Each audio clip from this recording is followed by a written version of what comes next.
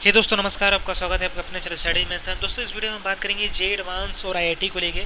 काफ़ी important video रहने वाली। इस वीडियो में बात करेंगे दोस्तों जे एडवांस रिलेटेड का जितने भी आपके एलिजिबिलिटी क्राइटेरिया को लेके जितने भी रूल्स हैं उसके बारे में बात करने वाले हैं।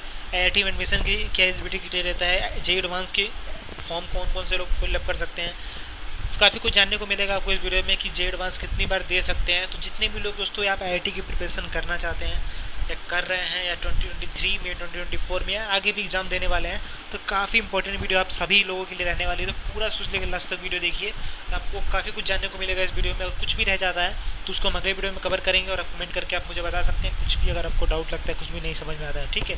और जेईई मेन से रिलेटेड भी मैंने काफ़ी कुछ बात कर लिया है, चैनल पे चेक कर सकते हैं। और दोस्तों जेईई मेन से रिलेटेड और भी कुछ हम बातें करेंगे तो अगले वीडियो में हम बात करेंगे, ठीक है।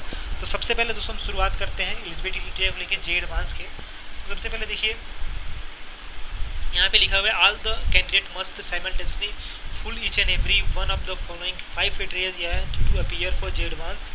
यहाँ पे दोस्तों मैं 22 का यहाँ पे आपको लिखा हुआ है।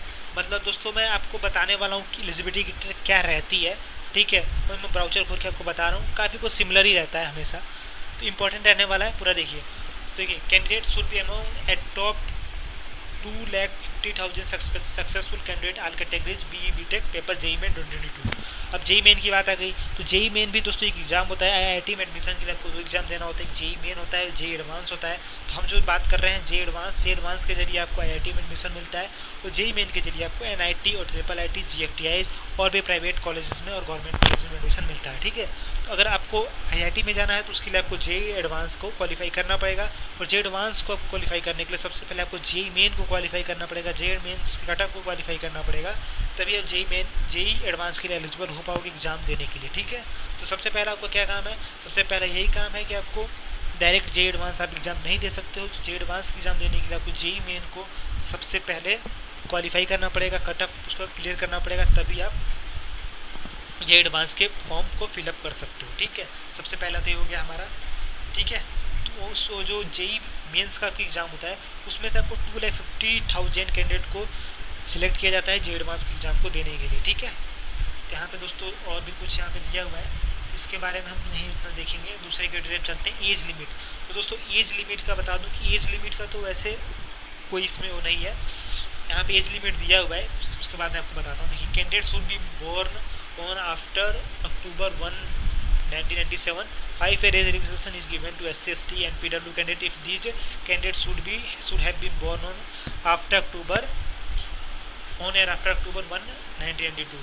तो सबसे पहले दोस्तों बता दूं कि एज लिमिट इससे जो यहाँ पे दे रखा है, इसमें ऐसा होता है कि 12th आपने जब आप 12th जिस साल अपेयर करते हो 12th के एग्ज़ाम के लिए, उस साल आप जे एडवांस को दे सकते हो, उसके अगले साल दे सकते हो, ठीक है।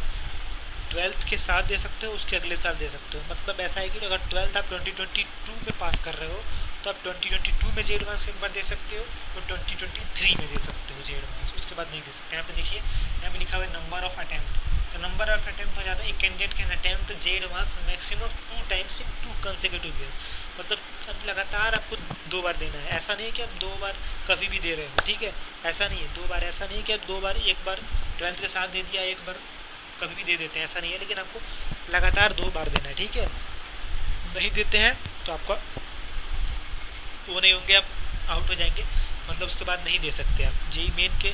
जे एडवांस का अगर आपने कॉन्सिक्यूटिव 2 टाइम्स अगर नहीं दिए, छोड़ दिया उसको, तो मतलब आप उसके बाद एग्ज़ाम नहीं दे पाएंगे। अगर 2022 में अगर 12th पास किया आपने तो 2023 में नहीं देते हैं, तो आप 2024 में भी एग्ज़ाम जे एडवांस का नहीं दे पाएंगे, बस आप जेई मेन के लिए एलिजिबल रहेंगे। तो जेई मेन पे तो मैंने और बात कर चुका हूँ, ठीक है। तो उसका वीडियो आपको और मिल जाएगा, तो उसमें देख सकते हो।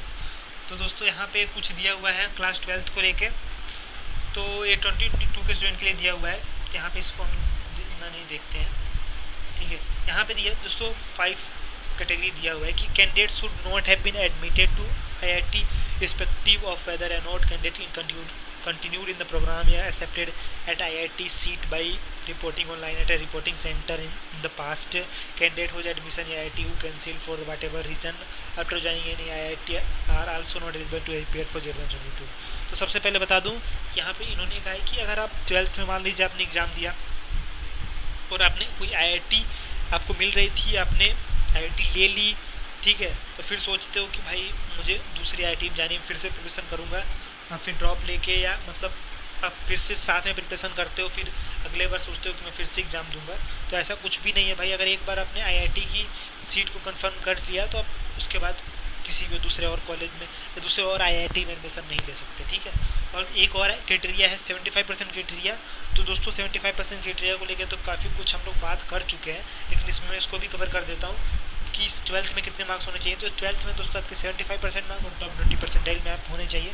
तो 75% मार्क्स जो है आपके 2021 में और 2020 में और 2022 में हटा दिया गया था, और 2020 आगे पता नहीं हटेगा कि नहीं हटेगा, इसको कोई अभी मैं नहीं बता सकता। तो यहीं तक था वीडियो हमारा, काफ़ी कुछ मैंने इसमें आपको कवर कर दिया। कुछ छूट गया होता है कमेंट करके मुझसे बस बता सकते हैं कि क्या कुछ छूट गया, क्या जानना है, वो क्या डाउट रह गया है।